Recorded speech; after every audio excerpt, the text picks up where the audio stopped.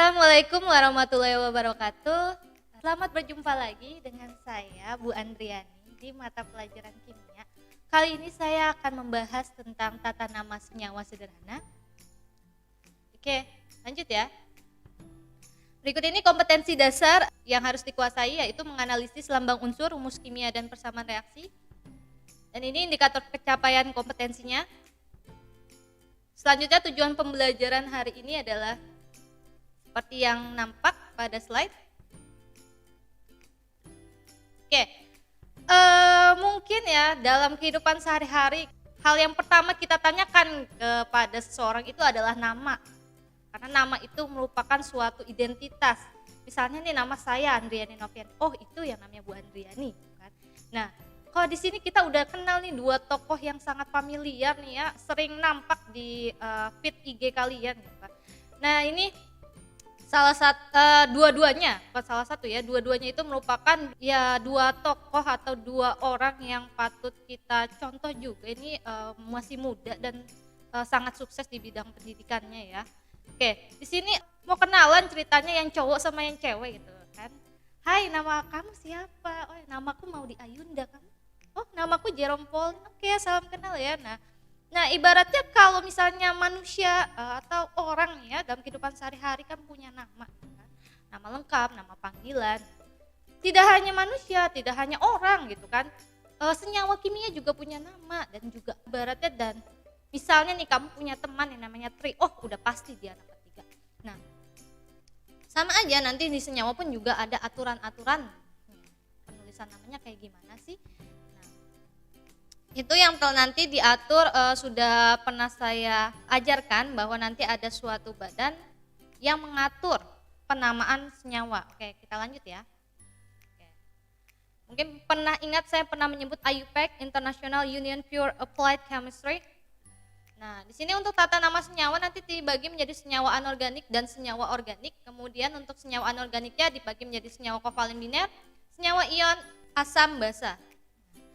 Tapi untuk pertemuan kali ini saya akan membahas dua poin, yaitu senyawa kovalen biner dan senyawa ion. Oke. Jadi untuk senyawa kovalen biner yang tadi termasuk ke dalam senyawa anorganik. Oke. Di sini senyawa binernya itu adalah senyawa yang terdiri dari dua jenis unsur. Jadi bi itu untuk dua. Kemudian bagaimana sih urutan untuk penulisan rumus kimia suatu senyawa? Nah, ingat di sini ada urutan-urutannya ya, unsur. Yang pertama itu adalah bor, yang terakhir itu adalah brom.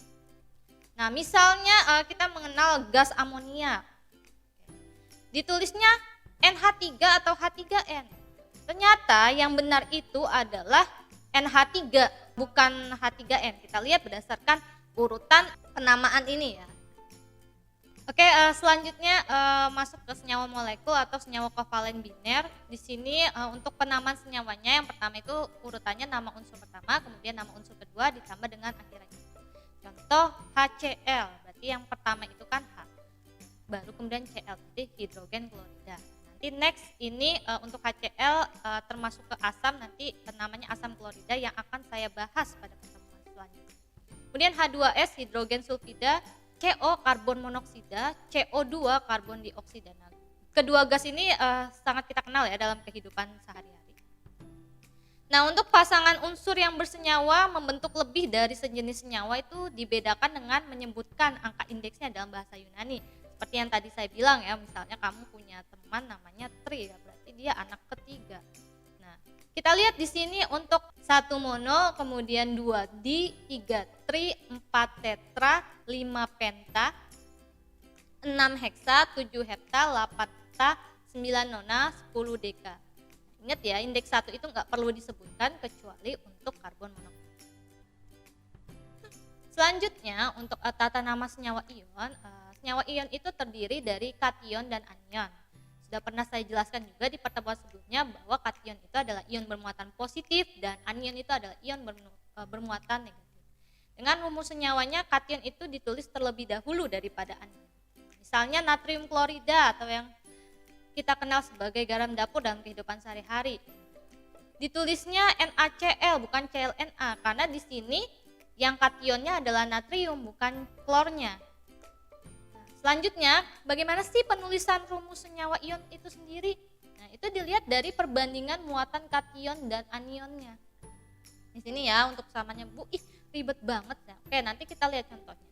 Di sini XAM plus YBN min menjadi AXB. Nah, kita lihat di sini ya, Na plus Cl min. Angka 1 di sini tidak perlu dituliskan. Kemudian di sini Na-nya muatannya positif 1, kemudian Cl-nya negatif 1. Kita lihat tadi berarti X-nya itu adalah 1, M plusnya itu adalah plus 1, kemudian Y-nya itu 1, N-nya itu sama dengan min 1, menjadi NaCl. Ingat ya, kalau angka 1 tidak perlu di. Nah, kemudian untuk Mg2 plus 2Cl min itu menjadi MgCl2. Kita lihat lagi tadi dari persamaan umumnya. Berarti di sini X-nya itu sama dengan 1, kemudian M plusnya sama dengan 2 plus, kemudian Y-nya 2, kemudian N-nya itu sama dengan min 1 menjadi MgCl. Nah, lanjut yang ini lebih jelas ya untuk angka-angkanya. Di sini Al3 plus SO42 min. Nah, kita lihat di sini patokannya adalah jumlah muatan di dalam suatu senyawa itu harus sama dengan 0. Nah, di sini kita lihat Al3 plus memiliki koefisien 2 atau angka yang di depan Al3 plus ini adalah 2, yaitu X-nya. Kemudian M plusnya adalah 3 plus. Nah, kemudian untuk SO42 min ya, Y-nya sama dengan 3, kemudian N-nya sama dengan min 2.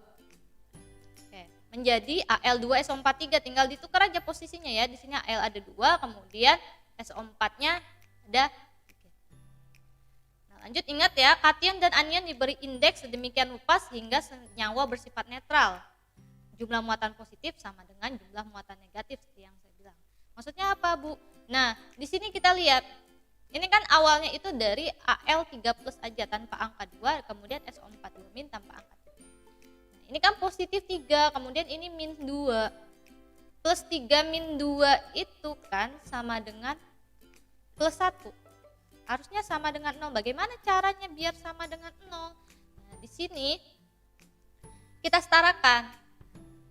Di depan Al kasih 2, di depan SO4 2 min itu kasih 3. Itu dari KPK-nya ya, 3 dan 2. Oke, berarti karena KPK-nya tadi 2 sama 3 itu kan 6. Nah, kita cari yang biar 3 jadi 6, 2 jadi 3. Nah, ini di depan Al3 plus jadi 2, SO4 2 min depannya jadi 3. Oke. 3 plus dikali 2 plus 6, 2 min dikali 3 min 6, plus 6 min 6 0. Nah, berarti sifatnya netral atau jumlah muatan positif sama dengan jumlah muatan negatif. Jadi yang 1 plus 6. Oke, lanjut. Nah, kemudian ini ada contoh untuk tata nama senyawa ion, yaitu urutannya adalah nama kation dulu, baru habis itu nama anion. Nah, misal contoh di sini ada natrium plus NO3 min, kationnya Na plus, anionnya NO3 min, menjadi NaNO3 atau natrium. Tadi kemudian Ca2 plus ditambah NO3 min jadi CaNO32 yaitu kalsium nitrat. Selanjutnya untuk Al3 plus anionnya SO42 min jadi Al2SO43 yaitu aluminium sulfat. Nah, untuk SN4 plus SO42 min, nah kita lihat di sini jadi SnSO42 atau timah 4 sulfat. Cu2 plus S2 min jadi CuS atau tembaga 2 sulfida. Ini jangan CuS ya, bacanya jangan cus. Oke. Lanjut. Nah, untuk tabel beberapa jenis kation ini yang perlu kalian tahu. Jadi nanti ada dua ion, dia unsurnya sama tetapi berbeda muatan. Oke.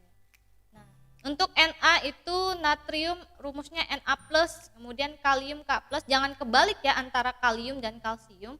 Kalau kalium itu K plus, kalsium itu Ca2 plus. Nah, kita lihat nih mulai ke bawah ada yang mulai memiliki muatan yang berbeda, atau disebut juga bilangan oksidasinya berbeda. Itu akan dipelajari di pembahasan selanjutnya ya, atau materi berikutnya.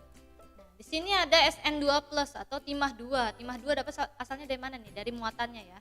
Timah 2. kemudian SN4 plus 5. Kemudian ada timbel 2, timbel 4, kemudian besi 2 dan besi 3, Fe2 plus, Fe3 plus, atau dia punya nama lain, untuk Fe2 plus adalah fero, sedangkan untuk Fe3 plus adalah fero. Lanjut di sini ada raksa 1, raksa 2, tembaga 1, tembaga 2, emas 1, emas 3, platina 4, dan kemudian di sini ada satu tambahan, ini namanya ion poliatom atau yang terdiri dari lebih dari satu atom, yaitu di sini contohnya adalah amonia. Nah, ini kan tabel beberapa jenis kation atau ion positif. Untuk selanjutnya, ini ada tabel beberapa jenis anion atau ion negatif. Misalnya ada OH-, hidroksida, kemudian O2- oksida, kemudian ada fluorida, klorida, bromida, iodida, sianida, sulfida, karbonat, silikat. Ini juga hati-hati ya. Ada yang mirip-mirip nih. Misalnya nitrit, nitrat. Kalau yang jumlah O-nya lebih sedikit itu belakangnya it, sedangkan yang lebih banyak itu at ya. Jadi di sini kita lihat kalau misalnya O-nya ini kan ada 2, di sini ada 3. Nah, kan lebih banyak 3 daripada 2. Nah, kalau yang jumlah atom oksigennya itu lebih banyak itu akhirannya at, sedangkan yang sedikit itu it. Sama seperti sulfit dan sulfat, fosfit dan fosfat. Selanjutnya juga di sini ada klorid, klorat, perklorat, pemanganat, manganat, kromat, dan dikromat. Nah, ini ada soal-soal untuk kalian kerjakan. Nanti dikerjakan ya, berdasarkan penjelasan dari saya. Jika masih kurang, bisa baca lagi dari bukunya, dari buku paket kimianya, atau searching-searching, atau jika kalian merasa ada yang perlu ditanyakan, silakan ketik kolom komentar. Oke, sekian pembelajaran hari ini. Jadi kesimpulannya bahwa senyawa kimia itu memiliki nama dan ada aturan-aturan dalam menulis nama juga rumus kimia suatu senyawa. Nah, hari ini yang dipelajari adalah penamaan untuk senyawa kovalen biner dan senyawa. Untuk mengakhiri perjumpaan kita di hari ini, ada quote nih dari Albert Einstein. Never regard study as a duty, but as the invaluable opportunity to learn. Oke, thanks for your attention. Saya harap pembelajaran hari ini menyenangkan. Sampai berjumpa lagi dengan saya di pertemuan selanjutnya. Oke, goodbye. Wassalamualaikum warahmatullahi wabarakatuh.